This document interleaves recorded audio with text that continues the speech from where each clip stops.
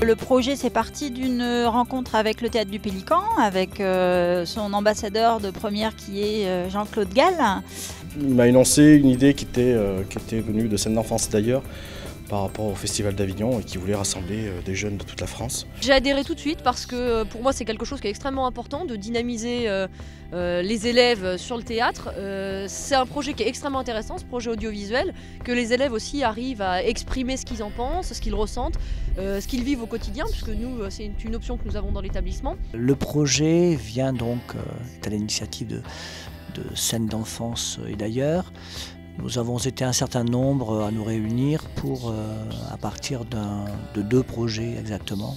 Un projet sur une journée nationale des écritures le 1er juin et un autre projet sur 2015 enfants à l'honneur à Avignon, Festival d'Avignon. J'ai suggéré avec d'autres qu'il existe un projet de sorte de, comment dire ça, de kaléidoscope un peu comme une face assez large, une vision assez large de ce qui anime les jeunes gens dans leur vision des spectacles, dans leur façon de faire du théâtre, de voir le théâtre, quel plaisir.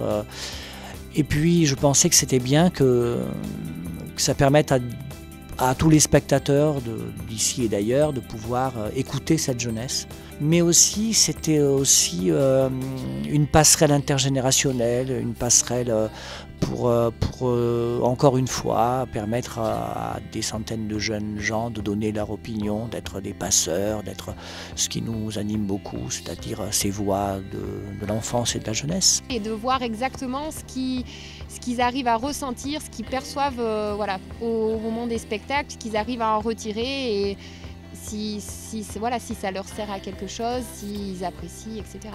Je pense que c'était le moment parce que ça fait plusieurs années qu'on a ces ateliers théâtre et on sentait bien qu'on rentrait dans une petite routine, on prenait une petite farce paysanne, un petit truc rigolo, un petit machin et on sentait bien qu'il y avait besoin d'autres choses et je pense que ça a été aussi un déclic.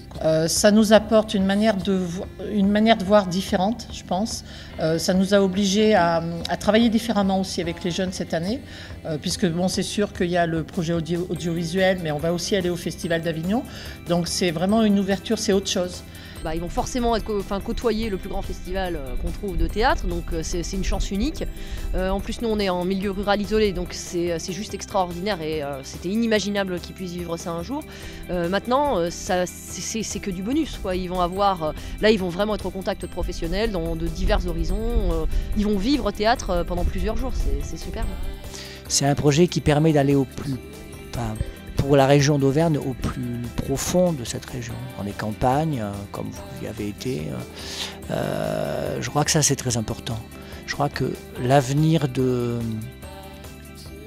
l'art en général, c'est bien non seulement sa démocratisation, mais la mise en valeur de ces croisements territoriaux, quoi. Je crois que c'est très important de permettre, j'espère dans tous les théâtres de la région, dans tous les lieux culturels et autres, de rassembler les gens autour d'une même parole, d'une même volonté de dire le bienfait de l'éducation par les sensibilisations, par la curiosité, par l'envie d'aller au spectacle et de défendre cette ligne-là, quoi.